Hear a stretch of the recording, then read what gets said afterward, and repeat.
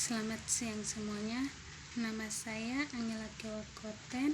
Saya mahasiswa semester 7 Program Studi Pendidikan Matematika Fakultas Keguruan dan Ilmu Pendidikan Institut Keguruan dan Teknologi Larantuka. Di sini saya akan menjelaskan terkait jurnal yang sudah saya buat dengan judul Analisis Kemampuan Representasi Matematis Siswa berdasarkan tingkat motivasi belajar pada pandemi COVID-19.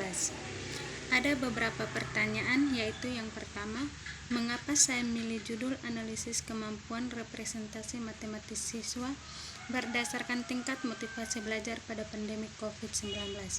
Yang kedua, bagaimana cara mendapatkan atau mengumpulkan data dengan cara menganalisis data. Yang ketiga, bagaimana cara menyimpulkannya. Dan yang keempat, apa kontribusi jurnal ini terhadap dunia pendidikan.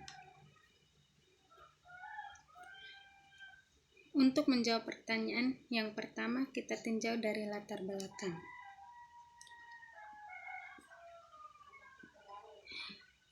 Penyebaran pandemi COVID-19 memiliki dampak pada pelaksanaan pendidikan di sekolah. Berdasarkan surat edaran dari Menteri Pendidikan dan Kebudayaan Republik Indonesia Nomor 4 Tahun 2020, bahwa pembelajaran di sekolah dialihkan menjadi pembelajaran dari rumah secara daring, Kemdikbud 2020. Proses pembelajaran dilaksanakan dari rumah secara daring untuk meminimalisir penyebaran COVID-19 pada warga sekolah. Yang kedua, kemampuan representasi. Representasi yaitu alat yang mendukung untuk menemukan penyelesaian dari masalah dengan mengeksternalisasikan sesuatu yang ada di dalam pikiran yang bersifat abstrak. Representasi adalah cara untuk meraih suatu konsep matematika ke dalam beberapa bentuk. Yang berikut motivasi belajar. Motivasi belajar yang pertama, siswa dengan motivasi belajar sedang dan siswa dengan motivasi belajar tinggi.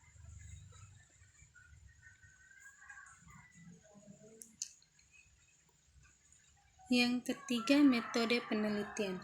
Bagaimana cara mendapatkan atau mengumpulkan data? Di sini kita lihat pada metode penelitian. Peneliti menggunakan pendekatan kualitatif dengan metode deskriptif. Adapun subjek penelitian yang dipakai pada peneliti ini adalah siswa kelas 8D2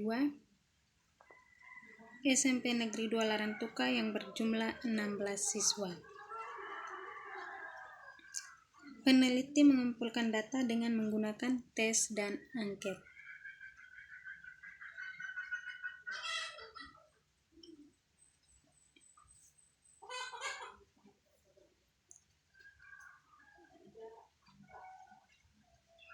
Yang ketiga, bagaimana cara menyimpulkannya. Nah, sekarang kita lihat tentang hasil motivasi belajar. Deskripsi data skor siswa kelas 8D2 pada angket motivasi belajar nilai tengah atau median skor jawaban motivasi belajar siswa yaitu 104,50. Nilai modus atau frekuensi nilai yang paling banyak muncul yaitu 102. Nilai minimum pada skor jawaban motivasi belajar siswa yaitu 75. Sedangkan nilai maksimum pada skor jawaban motivasi belajar siswa adalah 140.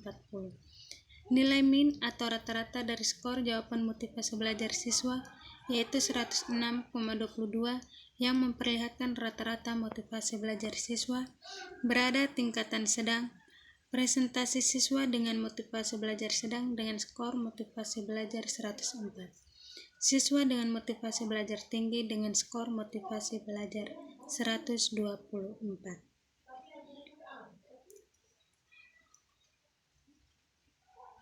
Yang berikut kesimpulan. Peneliti menyimpulkan bahwa tingkat motivasi belajar siswa kelas 8D2 di SMP Negeri 2 Larantuka berada di tingkatan sedang dan tinggi pada pandemi COVID-19. Pada pandemi COVID-19 ini, di mana pembelajaran dilaksanakan secara daring, kemampuan representasi matematis siswa bermotivasi belajar tinggi lebih baik dari siswa bermotivasi belajar sedang. Pada siswa dengan motivasi belajar tinggi, mampu menyelesaikan seluruh soal dengan benar dan baik. Sedangkan siswa dengan motivasi belajar sedang cukup baik dalam mengerjakan soal representasi matematis karena adanya ketidaktelitian, kurang memahami materi, kesalahan pengambilan kesimpulan, serta gambar yang kurang.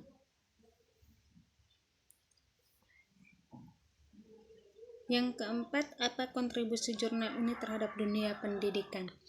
Di sini, sebagai masukan untuk menentukan haluan kebijakan dalam membantu meningkatkan kemampuan pemecahan masalah dan mengurangi kesulitan-kesulitan pembelajaran yang ada.